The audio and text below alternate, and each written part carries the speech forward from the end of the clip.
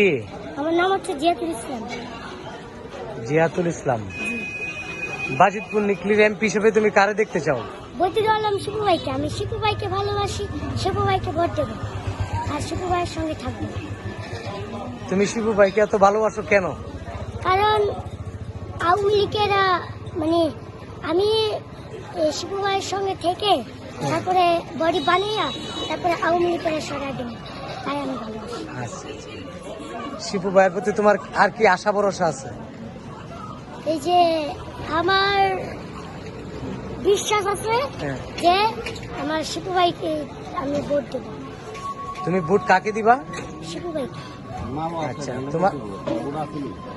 তোমার আব্বা আম্মা কারে দিব? আমার আব্বা আম্মা শিপু ভাইকে তো দিব। শিবু ভাইকে দিব। আচ্ছা, শিবু ভাইয়ের দ্বারা কি বাজিতপুর নিকলি উন্নয়ন সম্ভব?